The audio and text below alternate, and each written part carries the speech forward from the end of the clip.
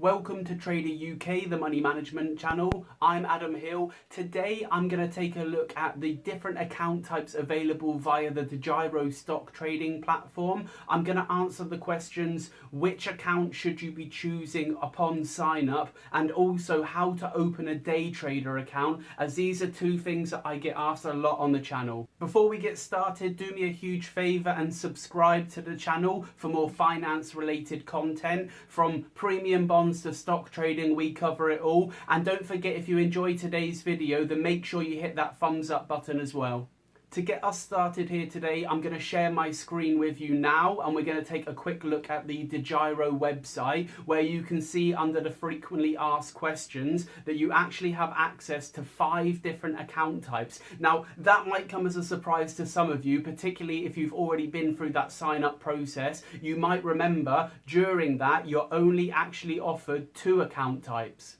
The 2 account types that you'll be offered on sign up will be the basic account or the custody account. Both of these accounts have access to the same stocks and the same funds. You'll be able to invest in popular companies like Tesla and Apple. You'll also be able to research different investment funds and invest there as well. The main difference you will notice, or you may remember from the sign up process, is that with a basic account, your stocks are kept in the client pool and can therefore be lent out to third parties, whereas with a custody account, your stocks are kept separate from the client pool and can therefore not be lent out to any third parties.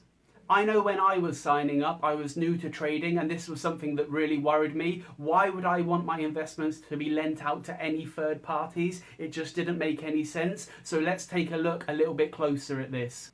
If you are really boring like myself, then you can go ahead and read the user agreement or the investor services information. However, I imagine you have much better things to do with your time, so I'm going to give you a quick summary. Securities lending is very common practice amongst investment firms and brokerages, especially nowadays, as you'll find lots of platforms that offer commission-free trading to their investors. So they have to make their money from somewhere, and this is how they do it. One of the main reasons Degiro would lend out your stocks is to accommodate short sellers, which is where somebody wants to bet against the stock. In other words, they think the price is going to move downwards, so they will borrow your shares and sell them. They wait for the price to move down, they buy them back at a cheaper price, and they make a profit. The shares are returned to you and you don't know any different. And in the meantime, of course, Degiro have charged that short seller a fee for borrowing your shares. And it seems like everyone's happy. What you may worry about is that the short seller is wrong and the stock price moves in the other direction. They then can't afford to buy back your original shares. However, Degiro will always ask that short sellers put up sufficient capital or collateral to minimize the risk for you. I did manage to find a few articles that suggested if the third party and Degiro were to come into financial difficulty at the same time, that could cause you problems. However, the risk of this is very, very minimal due to all the financial regulation. As well, you have to remember that if you're a small investor with a balance of less than €20,000, then you would be covered under the investor compensation scheme anyway. In my opinion, we're talking about very low levels of risk here. We take much bigger risks in this day-to-day investing in the stock market, so this should not be a deciding factor in your sign-up decision.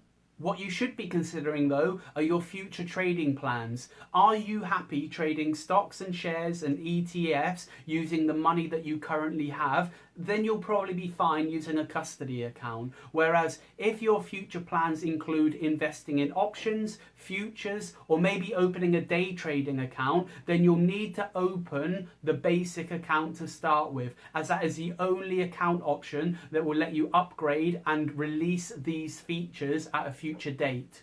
In other words, once you've opened a custody account, you can't just switch it across to the basic account and vice versa. I'm now going to share my screen here with you of the basic account type, and you'll see straight away we have access to a lot more features. Options, futures, warrants, leverage products. If you remember, we didn't have access to any of these under the custody account type.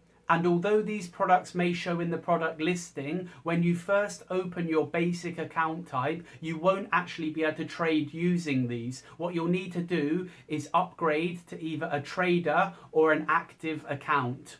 This is free to do, but you'll need to take an appropriateness test to prove your product knowledge, and as well, you'll need to accept the terms and conditions that essentially there is increased risk with some of these products.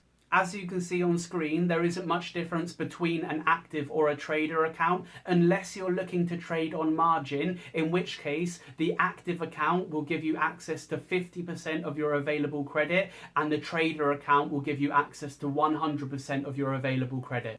And that only leaves us with one further account, which is the day trader account. Now, unfortunately, I can't show you the day trader account as I don't have access. And I actually spent quite a lot of time searching through both of my profiles to find out where you activate it, where you upgrade. And it turns out that if you want to open a day trader account with Degiro, then you'll first need to register for a basic account. You then email Degiro customer services to inquire. I imagine that there'll then be another product knowledge test as well as different terms and conditions to agree to. What I do know though about the day trader account is once you've opened it, you'll then be able to trade even more money on margin. So when I signed up, I was quite put off by the wording that my stocks would be lent out to any third parties. However, having done a little more research now and having spent a lot of time with Degiro, if I had to choose again, I would actually sign up for the basic account just to give myself the access to the additional features. I don't think I would have used those additional features in the early days. However, having access to options and futures may have shortened my learning curve. One final thing to mention is that although Degiro make it very clear that you cannot switch between a basic and a custody account once you have signed up, I managed to open 2 accounts under the same name. So if your trading plans do change, don't feel like you are stuck with your original account. You may have to go back through that sign up process and waiting on a waiting list, but you should be able to open a second account. That's all for today, guys. Check out my recent videos that I've linked on screen. Let me know in the comments if you have any questions, and I'll see you next time.